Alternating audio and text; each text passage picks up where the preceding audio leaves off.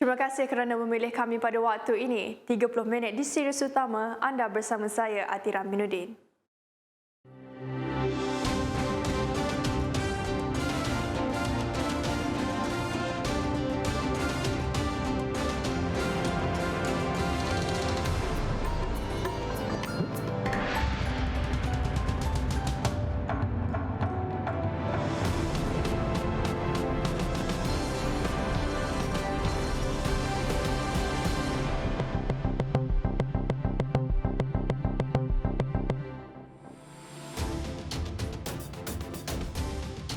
Gangguan teknikal ketika daftar vaksin, CITF mohon maaf. Juga mayat lelaki hanyut ditemui.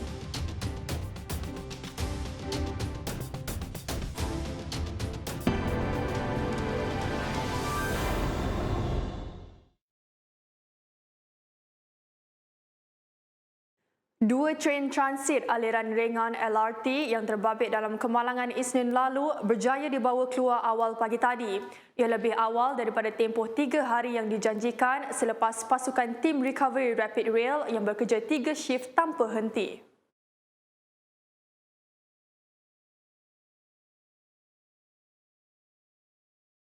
Menurut Menteri Pengangkutan Datuk Seri Dr. Wee Ka Siong, beliau menerima laporan berhubung status terkini kerja-kerja mengeluarkan dua tren berkenaan sekitar jam 5.24 pagi tadi. Pihak prasarana akan menumpukan kepada kerja pembaikan trek LRT dari stesen Kampung Baru ke stesen KLCC. Pasukan pemulihan terpaksa menutup pembekalan kuasa untuk seluruh landasan tren yang terbabit iaitu dari stesen Dangwangi ke stesen Damai. Sebaik sahaja kerja pembaikan di landasan selesai, pemeriksaan akan dibuat oleh pihak agensi pengangkutan awam darat untuk mengesahkan tahap keselamatan penggunaan landasan berkenaan. Pusingan kedua tempahan slot janji temu vaksin AstraZeneca secara sukarela yang dibuka semalam menyaksikan rakyat Malaysia berpusu-pusu mendaftarkan diri. Namun, masih ramai yang gagal berbuat demikian akibat gangguan teknikal di laman sesawang rasmi Jawatan Kuasa Haz Jaminan Akses Bekalan Vaksin COVID-19, JKJAV. Susulan itu, Badan Bertindak Imunisasi COVID-19 CITF memohon maaf dan tindakan akan diambil kepada pihak yang berkenaan. Dalam satu kenyataan, CITF berkata mereka mengambil maklum ramai rakyat berminat untuk divaksin tetapi gagal membuat tempahan. Pihaknya juga memohon maaf di atas segala kesulitan dihadapi dan sentiasa terbuka untuk sebarang maklumat balas serta teguran daripada semua pihak. Selain itu, CITF turut mengingatkan bahawa individu yang sudah berdaftar di bawah program imunisasi COVID-19 PICK akan tetap mendapat suntikan vaksin menerusi program tersebut, terutamanya apabila kadar vaksinasi ditingkatkan dalam tempoh akan datang. Semalam, sebanyak 956,609 dos vaksin AstraZeneca habis ditempah dalam masa kira-kira sejam selepas dibuka bagi penduduk berusia 18 tahun ke atas. 275,208 dos pula sudah ditempah warga emas ketika inisiatif ini dibuka mulai 23 Mei kemarin. Manakala 29,183 orang dalam senarai menunggu vaksin AstraZeneca sebelum ini dimasukkan ke dalam senarai giliran kali ini. Dalam pada itu, di Negeri Sembilan, seramai 821 individu gagal hadirkan diri bagi menerima suntikan vaksin COVID-19 di pusat pemberian vaksin PPV yang ditetapkan. Menurut Menteri Besar Datuk Seri Aminuddin Harun, jumlah itu membabitkan seramai 297 individu bagi fasa pertama atau 0.5% dan 524 orang atau 1.5% bagi fasa kedua program imunisasi COVID-19 kebangsaan PICK. Beliau turut melahirkan rasa kesal dengan tindakan segelintir individu yang gagal hadir temu janji penerimaan suntikan vaksin.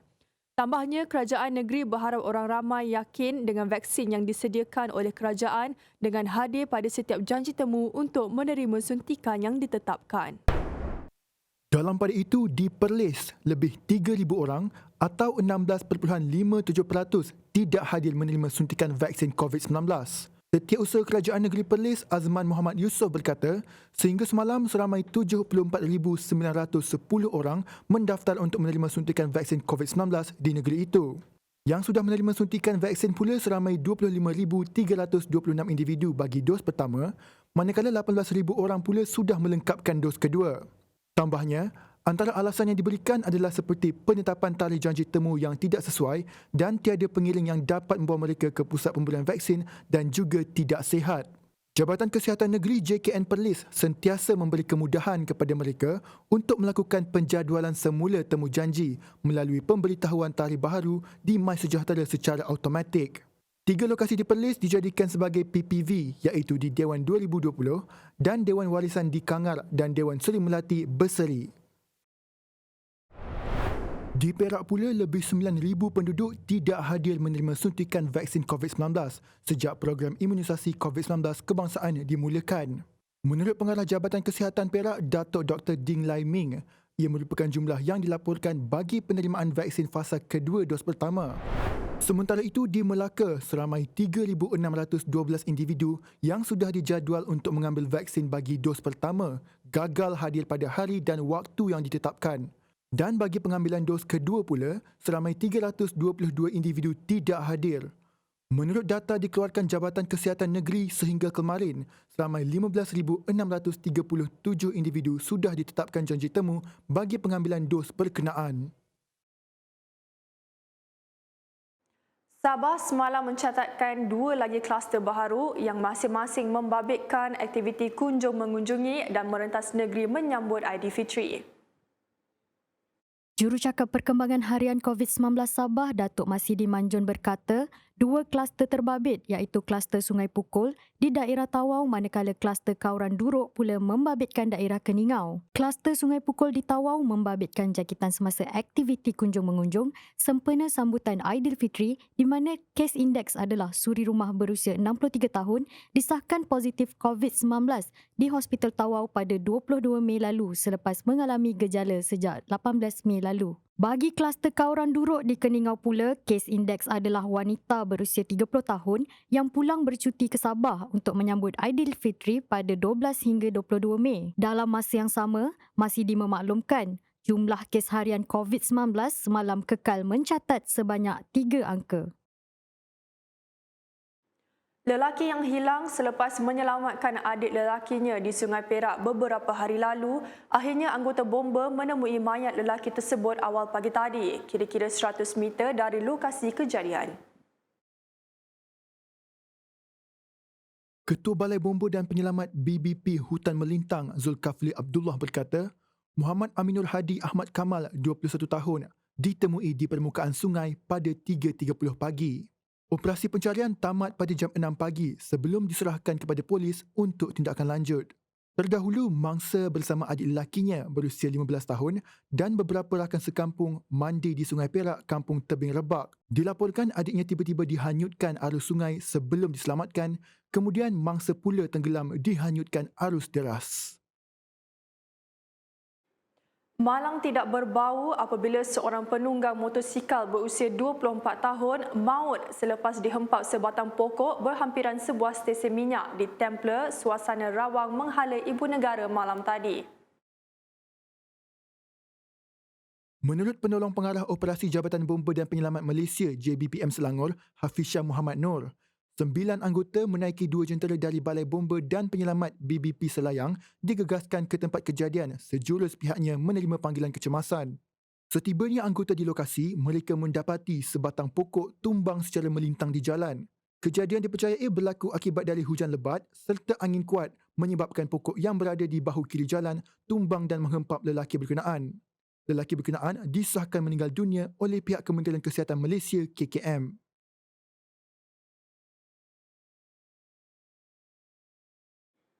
Series utama berehat seketika menyusul selepas ini.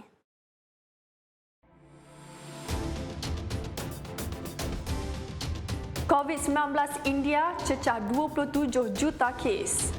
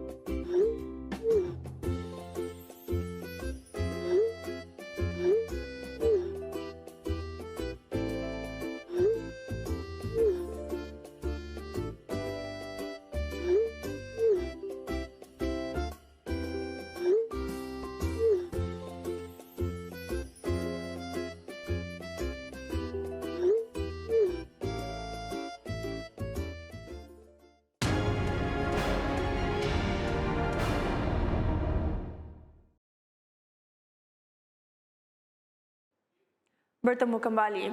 Jumlah kes jangkitan COVID-19 di India terus meningkat. Terkini 27,157,795 kes direkodkan dengan 208,921 kes baharu. Sejak semalam, kematian dicatatkan seramai 4,157 orang menjadikan jumlah korban 311,388.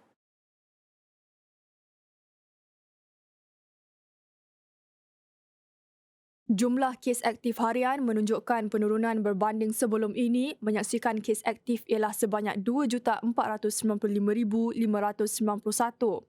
Seramai 24,350,816 pesakit pulih dan dibenarkan keluar hospital.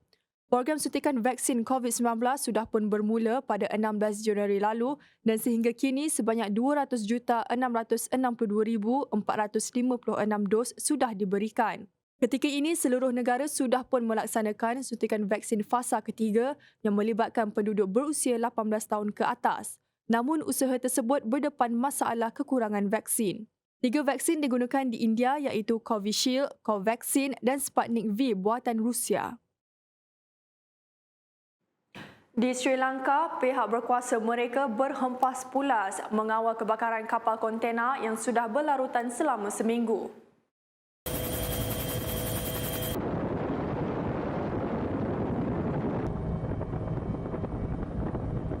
Kapal kontena MV Express Pearl yang didaftarkan di Singapura itu dikatakan penuh dengan bahan kimia dan kebakaran perlu segera dipadamkan bagi mengelak kemungkinan berlakunya pencemaran marin. Angin kuat yang dikaitkan dengan taufan membadai India menyukarkan usaha berkenaan di saat asap tebal keluar dari kapal tersebut. Jurucakap pihak berkuasa perlindungan alam marin Darshani Lahandapura berkata, langkah-langkah pembendungan sedang disiapkan sekiranya berlaku tumpahan kimia atau bahan api dari mesin dan tangki kapal. Dalam pada itu, kapal tunda dan tentera laut mengetuai usaha memadamkan api dan 3 kapal pengawal pantai India dijangka membantu usaha berkenaan. Terdahulu, kapal kontena itu dalam perjalanan ke Colombo dari Gujarat di India ketika kebakaran meletus di dek pada 20 Mei lalu sekitar 14 km dari pesisir pantai.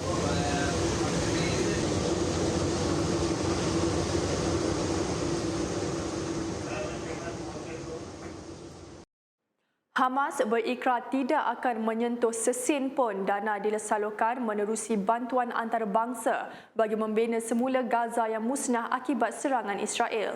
Ketua sayap politik kumpulan itu, Yahya Sinwar, memberi jaminan bantuan terbabit disalurkan secara telus serta tidak berpihak, susulan konflik 11 hari yang berakhir dengan gencatan senjata 21 Mei lalu. Menurut Yahya Sinwar, pihaknya mengalu-alukan mana-mana bantuan antarabangsa atau negara Arab untuk membina semula Gaza. Beliau turut memberi jaminan dan komitmen pihaknya tidak menyentuh setiap sen yang disalurkan bagi pembinaan semula dan bantuan kemanusiaan. Malah, mereka tidak pernah mengambil mana-mana wang yang disalurkan sebelum ini. Terdahulu, Setiausaha Negara Amerika Syarikat Anthony Blinken berkata, semua bantuan yang disalurkan akan dipantau rapi supaya dapat memberi faedah kepada rakyat Palestin dan bukannya kepada Hamas. Israel pula mendakwa Hamas menyalahgunakan bantuan antarabangsa yang disalurkan bagi tujuan ketenteraan. Konflik terbaru Palestin-Israel berlaku pada 10 Mei lalu selepas Israel melancarkan serangan di kawasan Masjid Al-Aqsa sebelum Hamas bertindak balas dengan melancarkan roket ke arah Israel. Serangan udara Israel antara 10 hingga 21 Mei lalu mengakibatkan seramai 254 rakyat Palestin termasuk 66 kanak-kanak terkorban.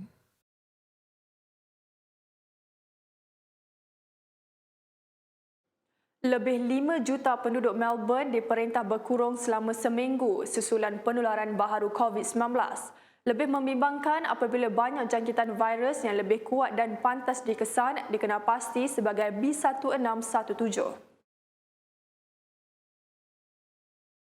Pemangku Ketua Menteri Victoria James Merlino berkata, arahan terbabit terpakai di Melbourne dan bandar sekitar Victoria bermula tengah malam ini untuk tempoh 7 hari selepas 26 kes baharu direkodkan. Perintah berkurung yang dilaksanakan adalah bagi memudahkan pengesanan kontak manakala penduduk dibenarkan keluar rumah bagi urusan penting termasuk mendapatkan suntikan vaksin. Menurut Parti Buruh, sebanyak 17 penularan baharu dikesan dalam tempoh 6 bulan. Australia merekodkan kira-kira 30,000 kes positif dan 1,000 kematian akibat COVID-19 susulan gelombang kedua tahun lalu. Teruskan bersama kami dalam series utama Menarik Dalam Sukan selepas ini.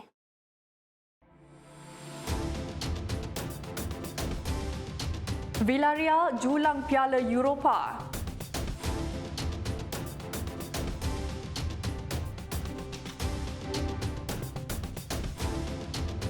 Dalam membudayakan normal baru, penggunaan perkhidmatan digital mampu melancarkan lagi urusan seharian kita.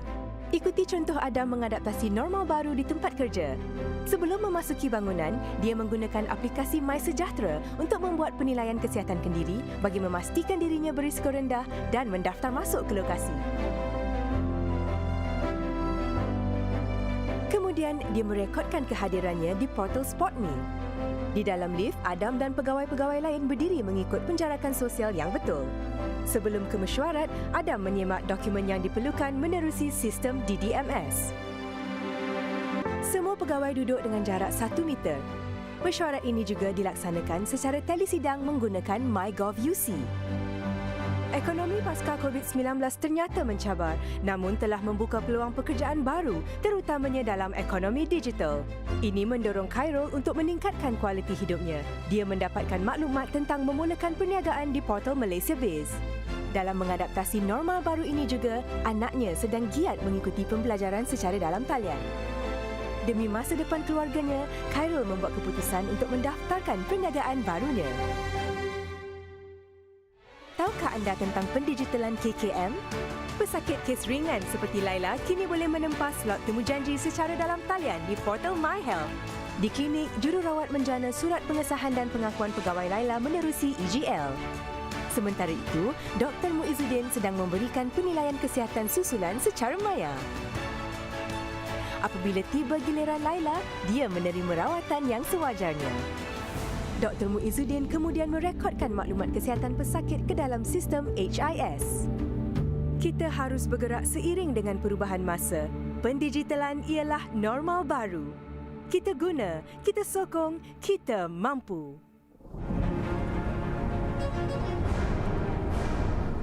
Assalamualaikum dan kembali bersama siri utama untuk slot cuaca kali ini dan saya Nufraha akan menyampaikan keadaan cuaca di seluruh negara bagi anda semua yang berada di rumah dan juga di luar sana. Untuk paparan carta angin menunjukkan keadaan angin yang kini bergerak dengan kelajuan yang sederhana di semenanjung Malaysia melalui tiupan dari arah barat daya dan juga kelajuan angin kencang dirasai di sekitar perairan Phuket iaitu antara 50 km sejam. Dan ketinggian ombak yang dikenal pasti di sekitar perairan Phuket sekitar 3.5 meter hingga 4.5 meter dan juga ketinggian ombak di perairan rantau negara kita kini mencecah 3.5 meter. Sehubungan dengan itu, Jabatan Meteorologi Malaysia telah pun mengeluarkan amaran terperingkat bagi kategori kedua dan juga pertama di sekitar kawasan perairan yang telah dilorekkan ini sehingga ke 29 Mei 2021.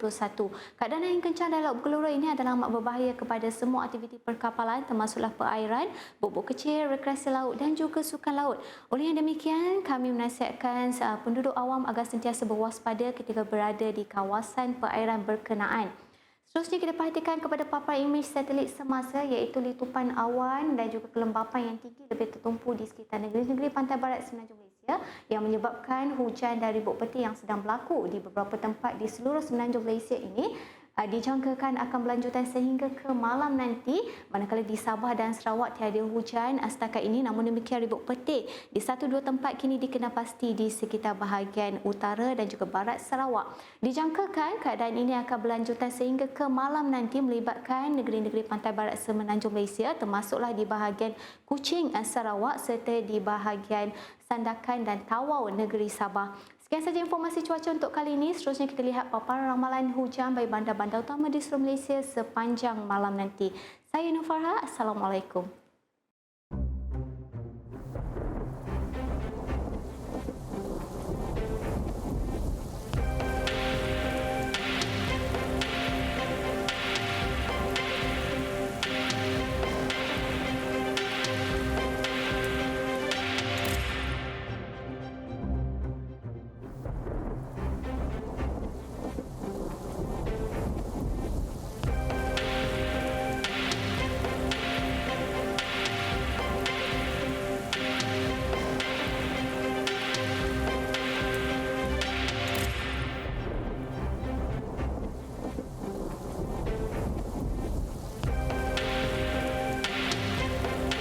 penerimaan vaksin COVID-19. Ini Abang K. Abang K telah memuat turun dan mendaftar MySejahtera untuk mendapatkan suntikan vaksin COVID-19. Seterusnya, Abang K perlu mengaktifkan dan mengemaskini MySejahtera sebelum menerima notifikasi penawaran untuk vaksin COVID-19. Beliau juga perlu mengisi maklumat tambahan untuk pendaftaran dan melengkapkan penilaian vaksinasi. Abang K akan menerima notifikasi tarikh, masa dan lokasi penerimaan vaksin COVID-19 melalui MySejahtera. Sebagai seorang yang bakal menerima vaksin, beliau perlu membawa kad pengenalan, telefon bimbit yang berdaftar dengan MySejahtera dan memakai pakaian yang longgar dan bersesuaian. Setibanya di lokasi penerimaan vaksin, Abang K dikehendaki untuk mengibas QR Code premis sebelum memasuki premis tersebut. Abang K perlu mengibas suhu dan menjalani saringan gejala. Sekiranya bergejala, proses vaksinasi ditangguhkan dan akan menerima janji temu yang baru. Seterusnya, QR Code perlu diimbas untuk pengesahan kehadiran penerimaan suntikan menggunakan aplikasi MySejahtera dan kad pengenalan perlu diberikan kepada petugas kesihatan untuk semakkan identiti. Kemudian, Abang K mendapat penerangan mengenai vaksin yang akan diambil sebelum menandatangani borang persetujuan suntikan vaksin COVID-19. Seterusnya, Abang K menuju ke stesen suntikan untuk menerima suntikan. Selesai menerima suntikan, Abang K perlu mengimbas QR Code vaksin. Setelah disuntik, Abang K perlu menunggu selama 15 hingga 30 minit di stesen pemerhatian. Sebelum pulang, petugas kesihatan akan menyerahkan kad vaksinasi. Abang K juga akan menerima pengesahan penerimaan vaksin melalui MySejahtera.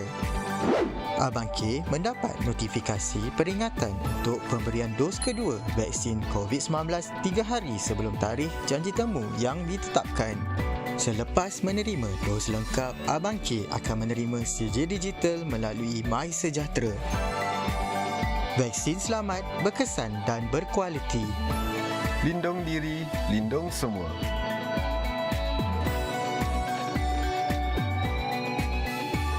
Hai, saya Saiful Nizam Ismail. Sudahkah anda mendaftar program vaksinasi melalui aplikasi MySejahtera? Jika belum, jom saya tunjukkan. Mudah je.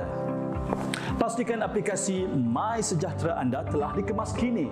Selepas dikemas kini dan sekiranya anda menggunakan aplikasi untuk check-in di mana-mana, jangan lupa klik tutup untuk ke menu utama. Klik vaksinasi COVID-19 untuk pendaftaran baru. Klik pada maklumat yang tertera nama anda di bahagian paling atas aplikasi ini. Pastikan butiran peribadi anda betul. Nama anda perlulah sama seperti dalam kad pengenalan. Jika betul, klik sahkan. Jika terdapat kesilapan, klik edit untuk kemas kini. Klik OK untuk langkah berikutnya. Jawab setiap soalan yang diberikan dan kemudian klik hantar. Klik OK dan pendaftaran anda kini telah berjaya. Maklumat mengenai temujanji vaksinasi akan dimaklumkan melalui push notification. Anda perlu menunggu kelulusan sebagai penerima vaksin berdasarkan fasa kelayakan. Jom bersama kita hentikan wabak COVID-19. Lindung diri, lindung semua.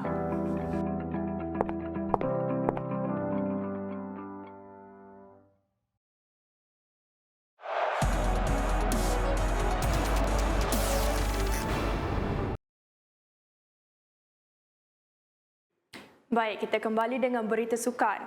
Misi memperbaiki kedudukan dalam saingan Liga Super, Kelab Bola Sepak Melaka United MUFC kini mengikat 2 penyerang dari Brazil.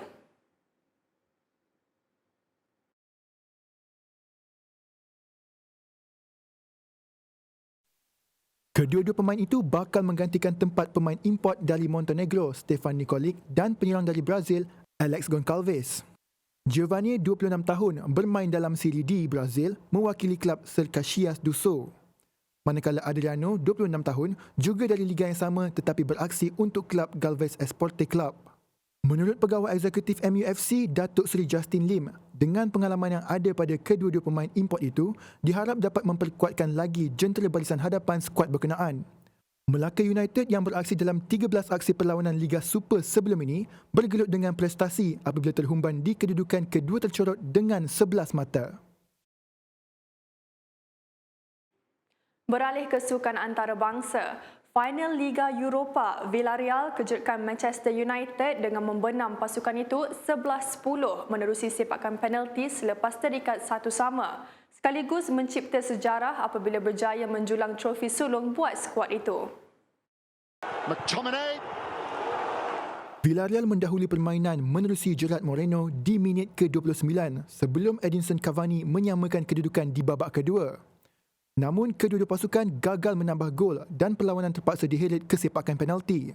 21 sepakan berjaya disempurnakan sebelum percubaan De Gea ditepis penjaga gol Villarreal Geronimo Rulli untuk memastikan kemenangan berpihak kepada pasukan mereka.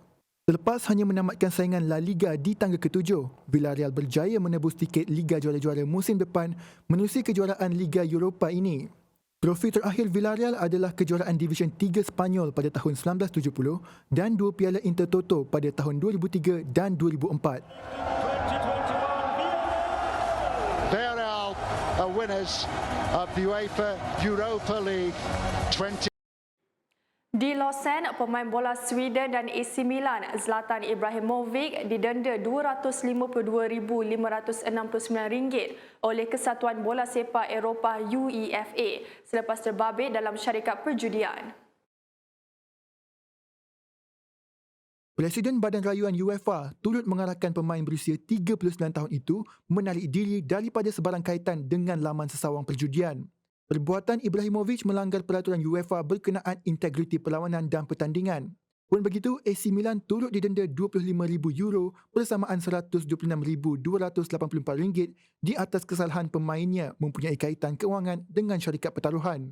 Sebelum ini, Akhbar Sweden mendakwa Ibrahimovic melabur di dalam laman perjudian Bethard yang berpengkalan di Malta.